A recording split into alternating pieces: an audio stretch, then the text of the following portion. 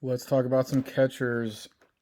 I'm in a different place right now, and I'm recording this without my big fancy podcasting microphone, so the quality might be slightly down, and you don't have to see me. So that's probably perfectly fine. It won't cost any production quality at all. At least not not seeing me. That might be a good thing. So catcher preview. I was gonna start with some other positions and not do the ordinary thing where you start at catcher like lame, but then I wrote the catcher preview and I looked up and it was written. So subconsciously almost we're starting with catcher and we're going to do some podcasts. It's just going to be me though. It's true.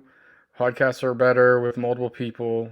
All the good ones have multiple people going back and forth, but mostly those people are all professionals, like the big catcher preview podcast. It's not true, I guess. You got, the big ones, right? CBS, those guys are there. Those guys are all, that's their job, which is awesome. You got The Athletic, what's it called? Rates and Barrels, and the other guy. It's still the other guy, the Milwaukee guy, Van Riper, Derek, or is that his name? And then you got, Bubba and the Bloom. Shout out to them. Those guys, those are normal dudes. They're more like me. They have jobs and ordinary, and they just do that stuff at night. But they're always doing it together. They got a nice partnership there. But I'm gonna do it myself, and it's written post, and the details are in the written part. But I suppose it's good to call some attention to give it to you in podcast form as well. And we're gonna go through it. So at the top, I will just give you the ranks. The top, I guess we can do them all. And if you're a paid subscriber, you can just view it, or if you're seeing the screen here on the podcast, there is everything's kind of already shown. So it's not really a surprise. This isn't really an unveiling situation. But how can you do anything at the top other than number one, Cal Raleigh? Now, the question is number one, Cal Raleigh, do you want to pay? Do you have to pay, and do you want to pay the second round, third round cost on them? ADP really is. We need to keep in mind that the ADP that we're talking about is going to be the NFBC stuff.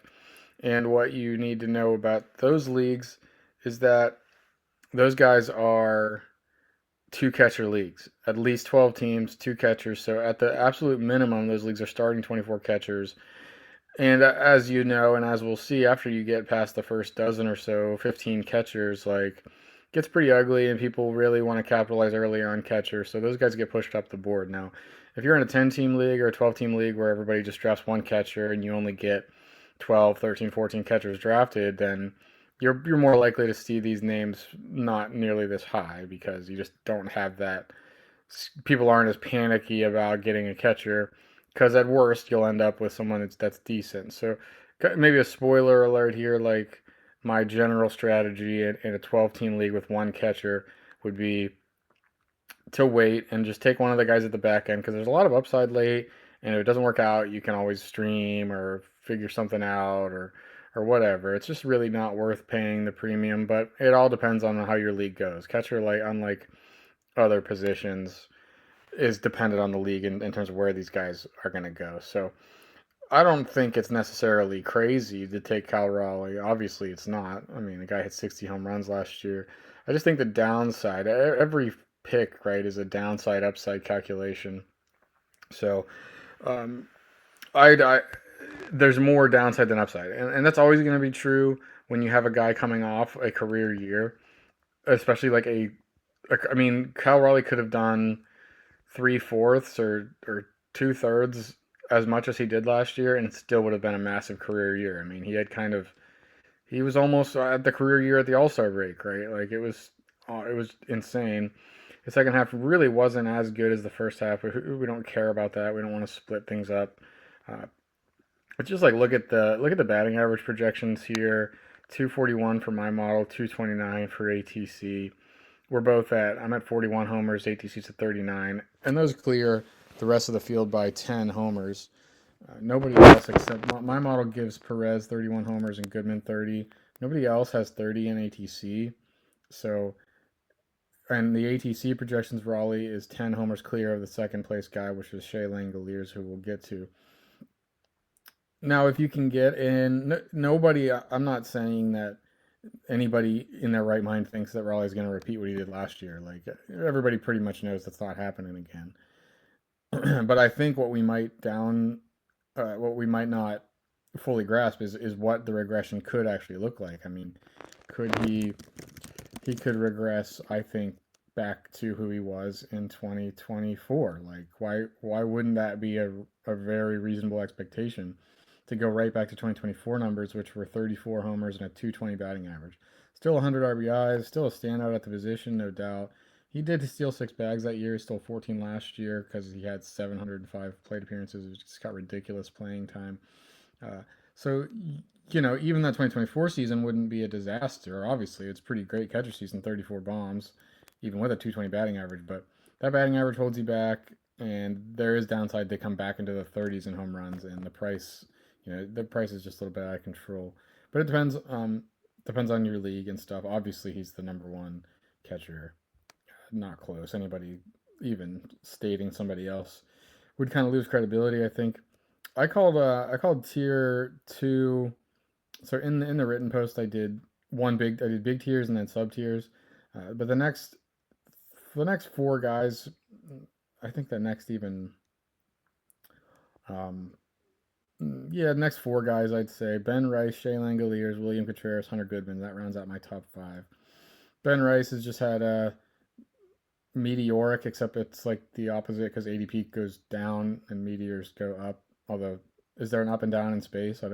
Not really, right? There's no after you get out of the atmosphere, like I guess after you're away from gravity, where does gravity end? Like, is that in the stratosphere or something like that? What sphere are we in?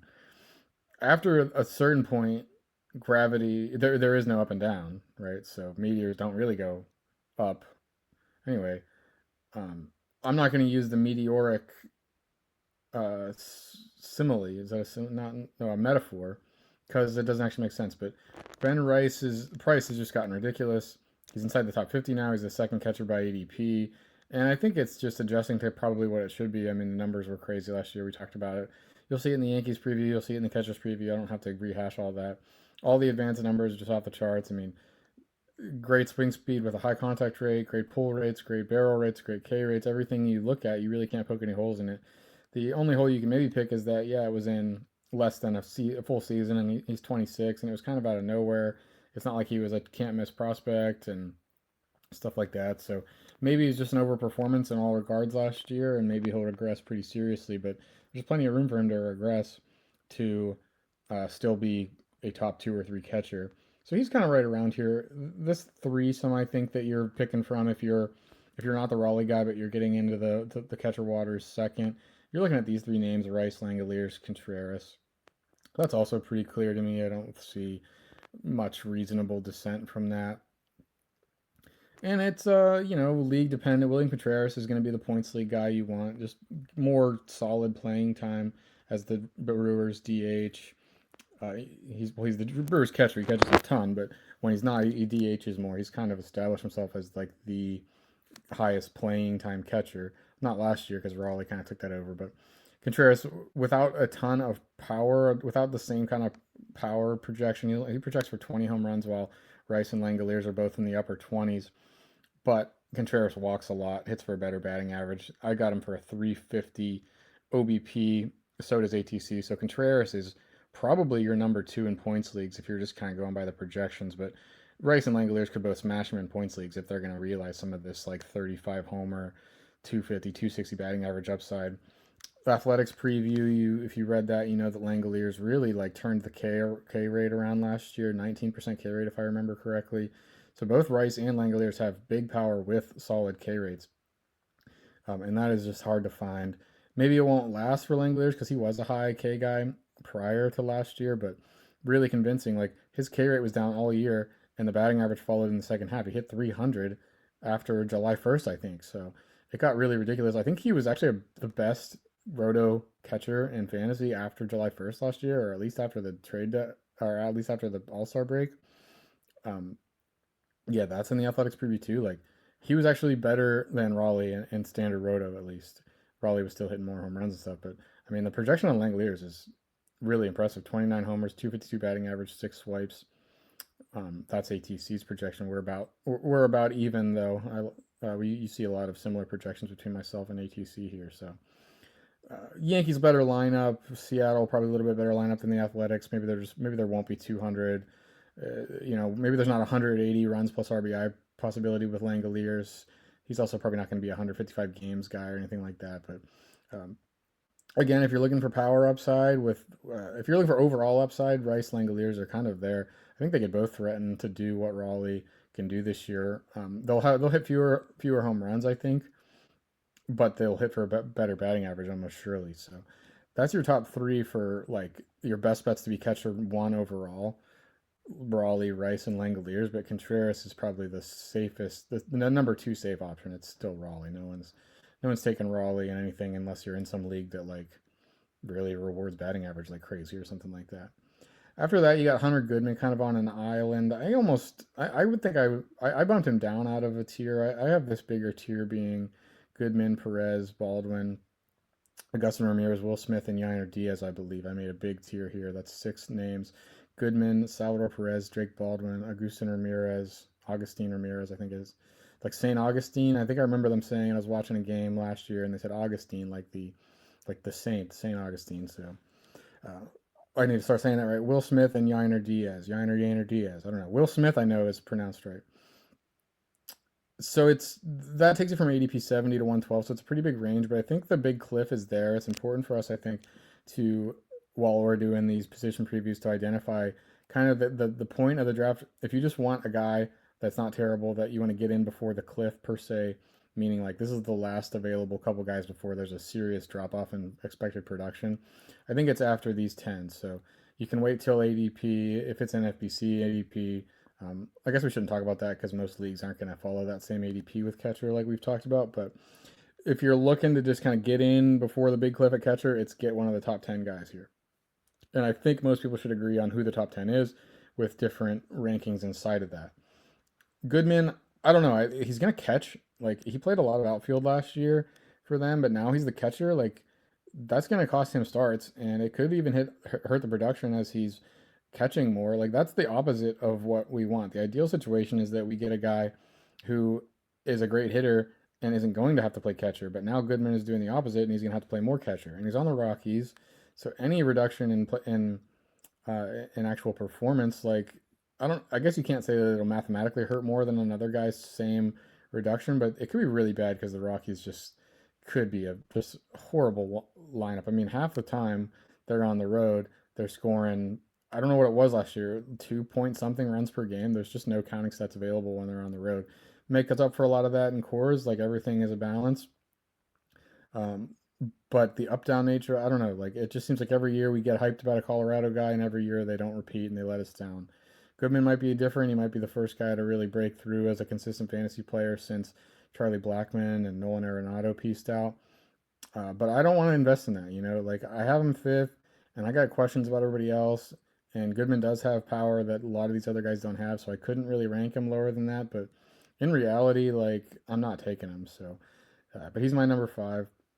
Salvador Perez, number six. Just he keeps doing it. I mean, the projection here: 27 home runs for ATC. He hit 30 again last year. He was awesome again for the Royals. It's just like another year. Are we really going to keep doing this and keep expecting Salvador Perez to not look old, not look his age in his mid 30s with all these games caught under his belt? The other hesitation is that they have Carter Jensen, who we can get to. Just maybe he pushes in Salvador Perez. Maybe Jensen pushes Perez to the bench once a week, I should say, as they maybe just try to take it easy on him because they just don't need him as much as they used to. Like for a long time, Perez was their best hitter and their catcher, so they don't want to bench their best player. So yeah, they'll DH and play him at first, but now they have Caglione, they've got Pasquantino. Those two aren't new this year. I guess they are. Caglione is new at the beginning of the year at least, and Pasquantino has obviously solidified himself as a very good MLB player.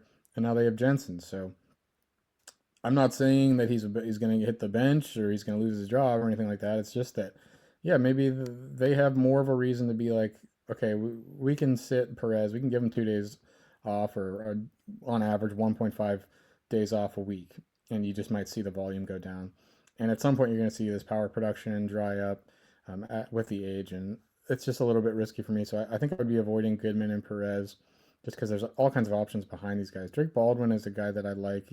He's probably not a 150 games played guy. He did DH some, and with Ozuna leaving town, I think there might be some more DH reps for him. Maybe they give some of those to Acuna to rest the knee or whatever. So I don't think there's a ton, but maybe 10, 8 to 12 starts at DH plus his 125, 130 games started behind the plate.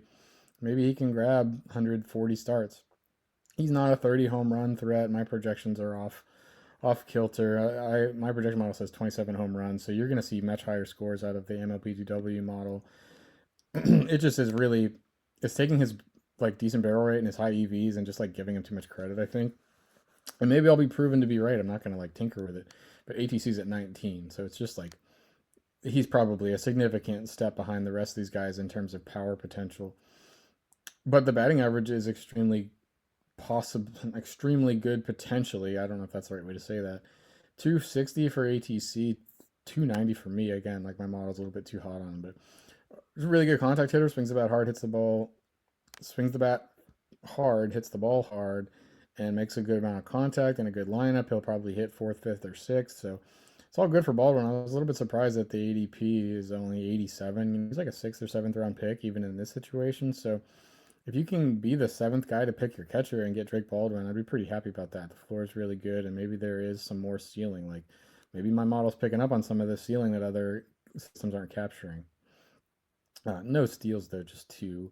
The guys at this position actually projecting for some steals are either the guys at the top who just have all the volume in the world, so they kind of get there. I mean, the top four guys we talked about all project for at least four steals. Only one guy over 10 steal projection, and that's Augustin Ramirez. He's number 8 on my list. He's the next guy we talk about.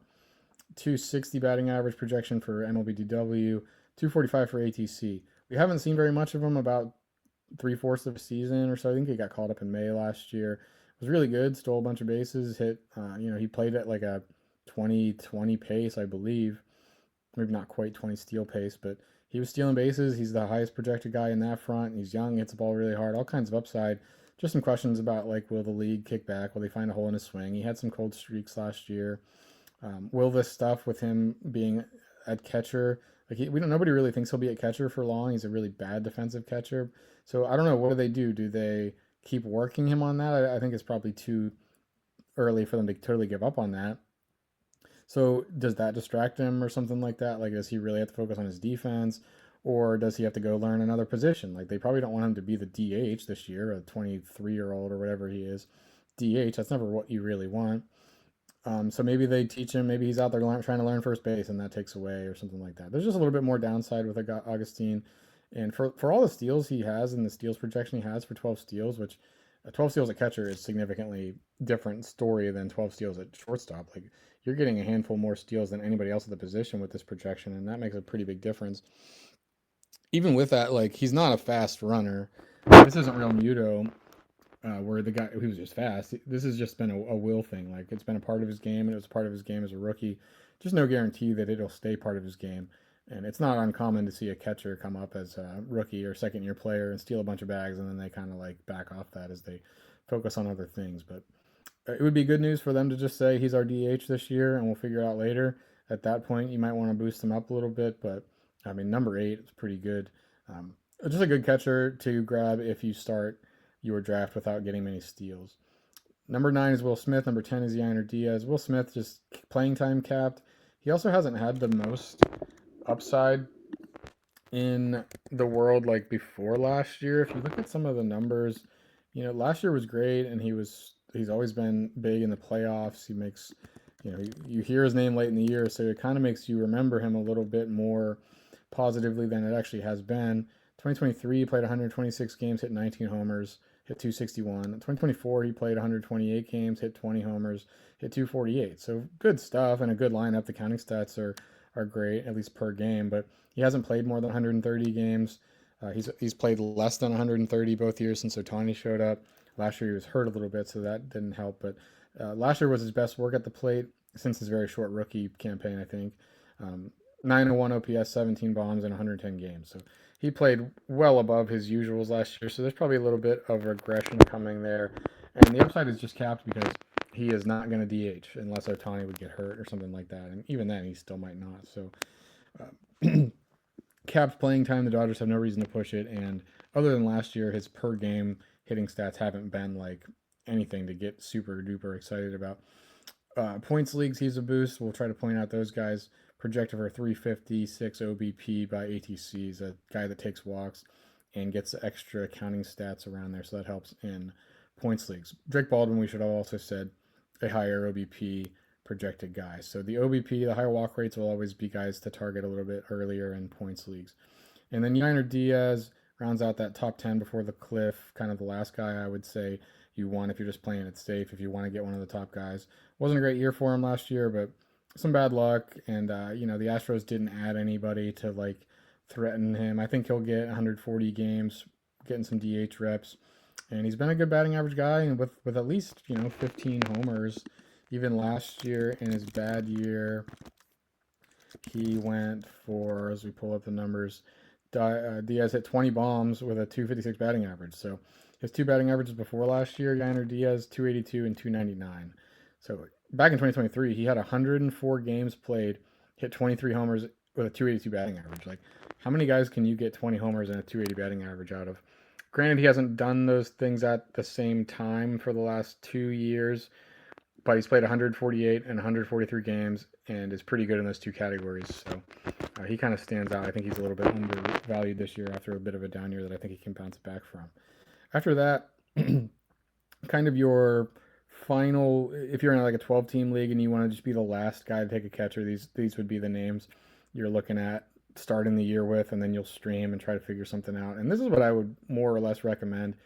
I've got number 11, Francisco Alvarez, number 12, Alejandro Kirk, number 13, Kyle Teel, number 14, Dylan Dingler, number 15, Adley Rutschman, number 16, Sam Basayo, number 17, Gabriel Moreno, we'll throw him in as well, and number 18, Carter Jensen. So let's just make this a big tier for the podcast before kind of another kind of drop off. So I'm low on the two Baltimore guys, and that will change, I think. I just need to hear. I would like some more information about how the Orioles are going to handle it. They just have so many bats in the lineup, and while they're all healthy, it's hard to see these guys both playing at the same time. It makes sense to me that they would go Basayo as the DH against right-handed pitching with Rutschman at catcher. But then Rutschman, I think, is a better right-handed hitter, right? So if you have your preference, you kind of want him in there against lefties. So does Rutschman just catch against lefties and Basayo hits the bench for like one of those million right-handed outfielders they have to get in there as the DH? So I got questions about my question with Rutschman is that I don't know if he's a good hitter. The projection's a 250 batting average and 16 home runs for ATC, and I think that's kind of high. He was really bad last year. He's been hurt, so it's just like, is he not a 150 games play guy anymore because the production hasn't been there and they got all these other young guys kind of vying for playing time? And with Basayo, it's like he's really going to have to hit, and he's going to have to show that he can handle lefties to become an everyday player, which is what you want now. If I'm picking one of those, it's easily Basayo. Take the upside, see what happens, see if he actually is going to be in the lineup a bunch. If he is, he's got Cal Raleigh-esque power. Like, if anybody at the position outside of the top tier can hit 40 bombs, I think Basayo is a good bet. Probably not the best bet to do it this year, but anyway, that is all to say that these Orioles, one of those two guys, should probably be in the top dozen, but I just don't know how the playing time, and it's only February 2nd, so we got time to figure that out. So we'll be looking for news on what the Orioles are going to do with that. Kirk, Teel, and Dingler, that was 12, 13, 14. None of them have a ton of upside. Dingler is not projecting for much playing time, as I've talked about a lot, but I think that's wrong. I think he's clearly the starter. I think he's the 2/3, 3/4 guy catcher. I think he's one of their best hitters. So I've been buying him. I've been buying in on him. When they got into the postseason, he was their cleanup hitter. I think he was playing every day. Like, he was clearly the guy they needed in the lineup. So, and it's not the same thing. You don't do that in April. You rest your guys in April. You don't get your best lineup in there every day. That's not the priority at catcher. But the point to me is just that Dingler's playing time projection is way too low, and some of the lower ADP on him is because the projections are wrong. So that's a take from me.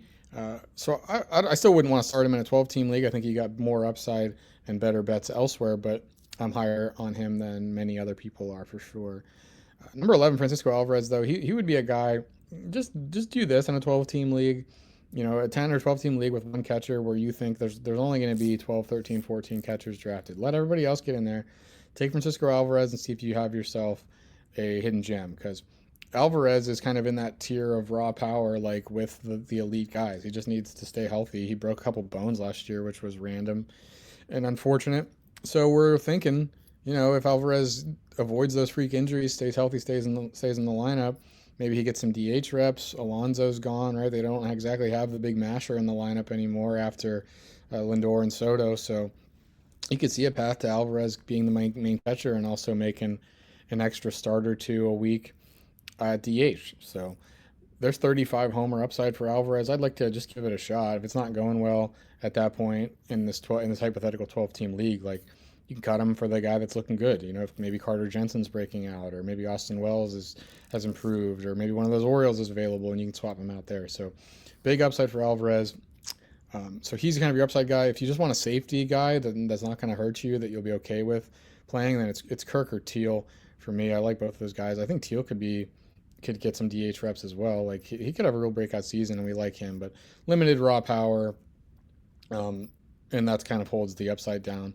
We do project him for 6 steals in ATC, and my model has him for 9 steals, so he could very well finish second or third at the position in steals, and that's nice to have. After that, it's kind of the rest. There's a bunch more names here.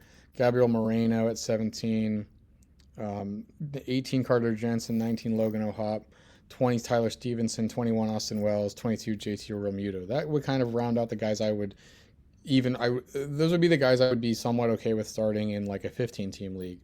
After that, you're kind of out of options. So Moreno, very safe. Like, if he just needs to stay healthy, and he'll be a really nice value there. Again, not a huge upside guy, but batting average with 12 home runs or something.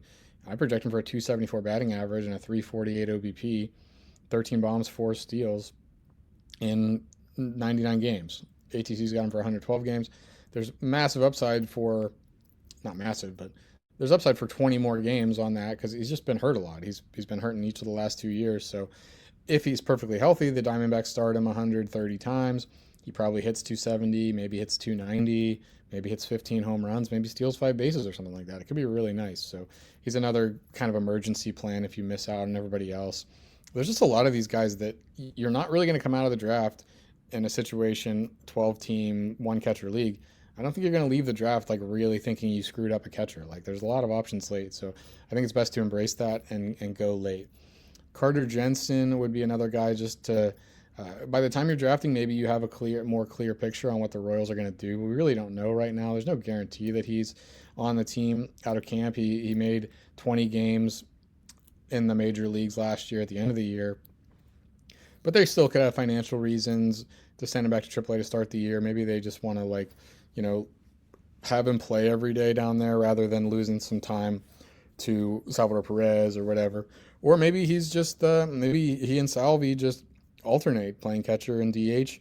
Maybe they really believe in Jensen, but right now the projections really aren't there. I mean, ATC, we have him for 101 games, with a 240 batting average, 11 homers. The skills are just the reason to know that guy is that the skills are really, really nice. All of the indicators are there, but we haven't seen it yet. No matter what he did in 20 games last year in the majors, like, it was 20 games. A lot of random stuff can happen in that. And the price is, people are excited about him because he could certainly end up being a tier one catcher in the next few years. He's probably, he's one of the top catching prospects in the game, but I think it's less likely to happen this year. I think it's a little bit of a trap. But if you're perfectly happy to just work the waiver wire or figure it out later, like, Jensen's a good lottery ticket to buy. O'Hoppe, Stevenson, Wells, Realmuto are kind of all the same after that. Not full-time players, all very flawed. Um, but they can all hit some homers. They can all do some things. Like, Realmuto can still steal 5, 6, 7 bags.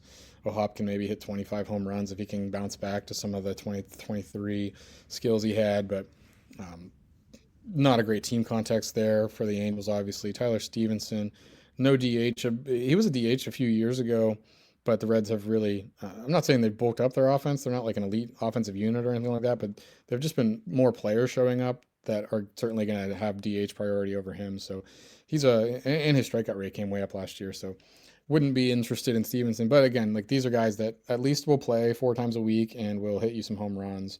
Um, and that's somewhat valuable in deeper leagues. Austin Wells, same situation. Like probably in there against righties. Probably, I don't think he gets many DH opportunities or anything like that. And low batting average, but again, like Wells is a guy that could hit 24 home runs or something like that if things go well. So that's the top 22. I think that's really all you need to worry about. But the rest are, Carson Kelly, Ryan Jeffers, Carlos Narvaez, Victor Caratini, Bo Naylor, Edgar Quero, Moises Ballesteros, Sean Murphy, Dalton Rushing, Kybert Ruiz, Patrick Bailey rounds out the 33 catchers I ranked. So I'll hit you with that top 12 again. Cal Raleigh, Ben Rice, Shea Langoliers, William Contreras, Hunter Goodman, Salvador Perez, Drake Baldwin, Augustine Ramirez, Will Smith, Yander Diaz, Francisco Alvarez, Alejandro Kirk. I'll go to 15. Kyle Teal, Dylan Dingler, Adley Rushman, Sam Basayo. That's your top 16. Um, and that's it. That's the catcher preview. If you want more information, there is plenty of it at MLB Data Warehouse. There's the written article, there's team previews, and a million other things. So that's the catcher preview. We'll be back next time with probably first base. I guess we're just going in order like a lame. But talk to you then.